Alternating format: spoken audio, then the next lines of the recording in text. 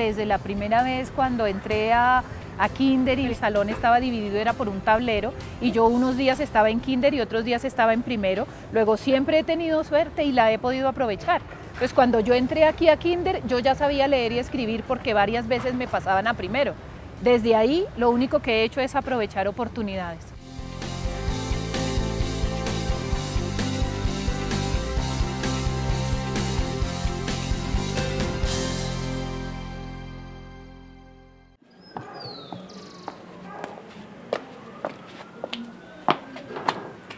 En 1966, por ahí, alguien, no recuerdo quién, nos habló del Minuto de Dios y fuimos.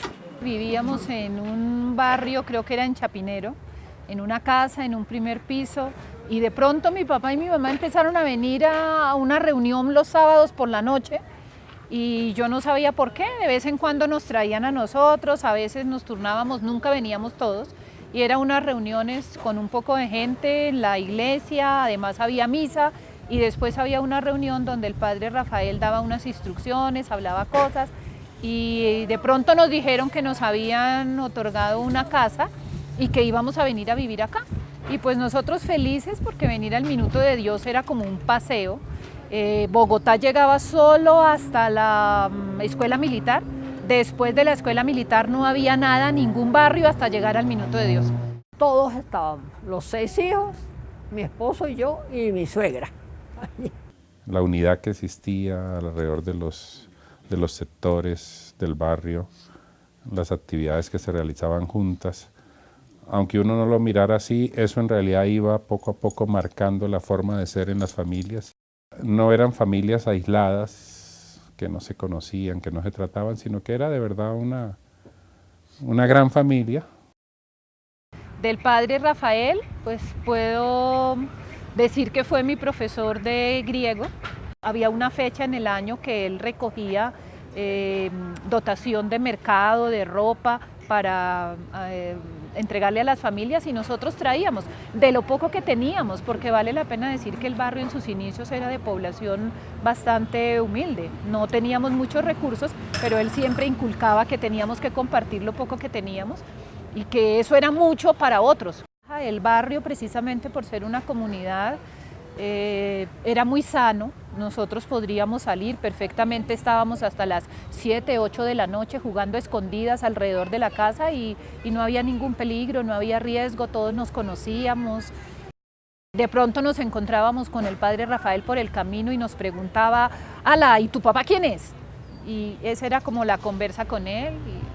Y siempre andábamos como en grupos, con amigos, los de la cuadra, además que la mayoría estudiábamos en el colegio. Para mí, Clary sigue siendo la misma amiga y compañera que tuve durante toda la adolescencia. Clara no ha cambiado para nada, más madura sí, pero el resto sigue siendo la misma persona, sencilla, amiga, y que siempre está si uno la necesita, ella siempre está ahí para ayudarnos. Entonces, mi mamá, pues una persona también como muy centrada, muy seria. Ella estudió secretariado y fue secretaria durante muchos años acá en el Minuto de Dios. Ella siempre decía que nosotros teníamos que estudiar y ser mucho más que ella y que mi papá, que trabajaba en un banco. Clara, desde el principio, ella siempre fue muy cercana a mi papá y se parecía, hoy se parece mucho a él.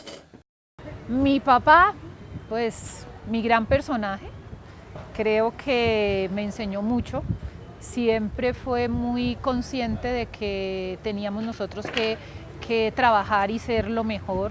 Responsable, cumplidor del deber, cercano, y pienso que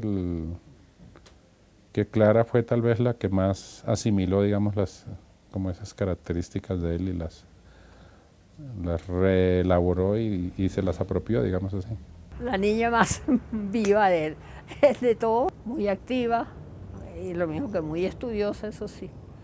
Mi papá yo diría que él es un costeño típico, normal, o sea, el espíritu netamente costeño lo reflejaba en la alegría, la manera mamagallista de ver la vida y de tratar a los demás.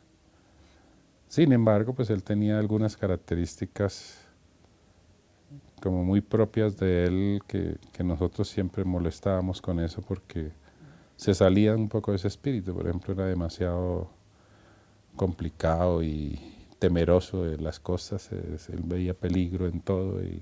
Él era un poco pesimista y casi siempre nos negaba todas las cosas, los permisos.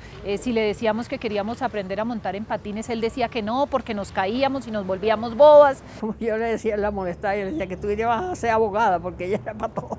Y todo era... Ella no aceptaba que le dijeran una cosa así, no. A mí me explican por qué.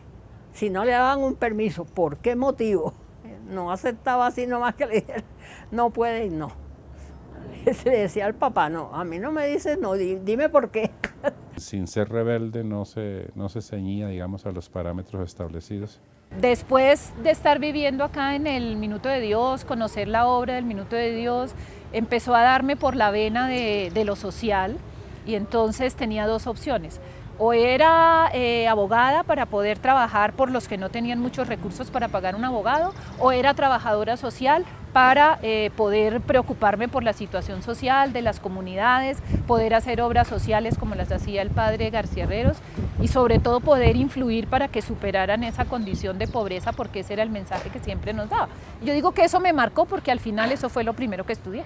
Me gradué primero de trabajadora social y después me gradué de economía. Admiro de ella su inteligencia y ese don de estudio que yo le digo, Dios mío, pero es que ¿cuándo va a terminar de estudiar? Porque nunca ha parado desde cuando yo la conozco hasta nuestros días.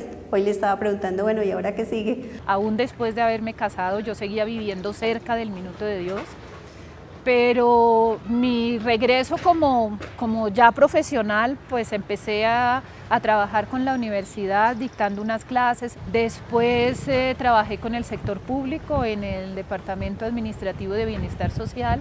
Ahí hice carrera y cuando terminó el periodo y ya no seguí siendo la directora del programa, pues vine acá y ya estaba de rector el padre Camilo Bernal y le dije que qué posibilidad había de que yo trabajara acá y justo coincidió con que él estaba buscando realizar una propuesta nueva para montar las prácticas sociales, algún sistema de prácticas para los estudiantes, para sensibilizarlos frente a la situación social del país, y se dio origen al Centro de Práctica Social, que hoy es el Centro de Educación para el Desarrollo.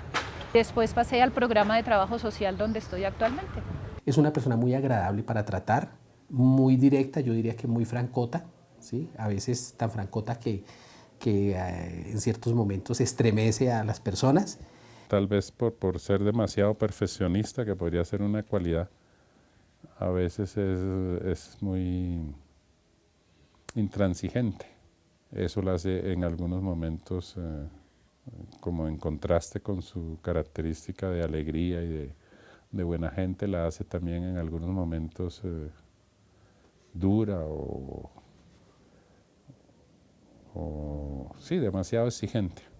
Creo que más que perfeccionista es una persona muy organizada y muy previsiva, ¿sí? Ella va pensando 3 metros adelante. A través de los convenios que tiene la universidad, había la posibilidad de que yo me postulara para una beca para estudiar doctorado y pues me postulé, me recibieron, me aceptaron en la Universidad de Granada para hacer un doctorado en paz, conflicto y democracia, y la Fundación Carolina me aceptó con la propuesta que pasé para mi trabajo como becaria, y entonces yo estudié mi doctorado becada. La universidad hacía un aporte en contraprestación a lo que la Fundación Carolina me daba y me otorgaba la posibilidad de viajar cada año para hacer mis estudios.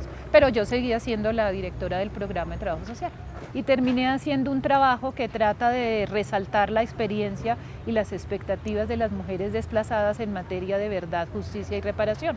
Ella me guió mucho a mí, yo no fui tan buena alumna.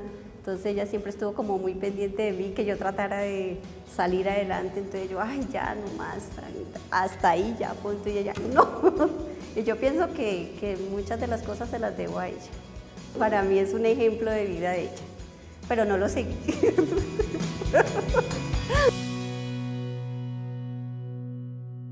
tuve una ventaja, ya para esa época en que empecé a estudiar mi doctorado, mis hijos ya estaban grandes, ya no dependían de mí, entonces tenía la posibilidad de irme tranquilamente y no tenía esa dificultad. Y mi esposo actual pues tampoco tuvo dificultad para que yo me desplazara, para que durara 5 meses en España y él se quedara acá solo, tampoco hubo mayor problema para eso. Pero creo que lo más difícil fue poder escribir un documento y presentarlo con todas las de la ley y poder obtener un título en esa línea. No es algo fácil, pero ya era un reto que me había propuesto y la verdad es que nunca me ha gustado dejar los ciclos sin cerrar. Lo más importante es organizar el tiempo. Cualquier persona es capaz de hacer muchas cosas si se lo propone, pero tiene que tener esa meta. Si eso no está claro en su vida, que ese es su proyecto de vida, si no le queda claro cuál es la situación a la que quiere llegar, le va a costar trabajo. Pero una vez que tome la decisión, tiene que distribuir el tiempo y responder por todo lo que se ha comprometido. Lo único que no debe dejar uno en la vida es las cosas sin terminar. Creo que la persona que empezó en kinder, cuando la primera vez la profesora me dijo, tú eres muy inteligente y debes hacer mucho, la verdad yo me lo creí. No estoy segura de si todos piensan lo mismo, pero yo me lo creí y lo seguí utilizando en mi beneficio, en mi provecho, en el provecho de mi familia. Lógicamente me he beneficiado bastante porque he estudiado todo lo que he querido y creo que todavía hay mucho por hacer.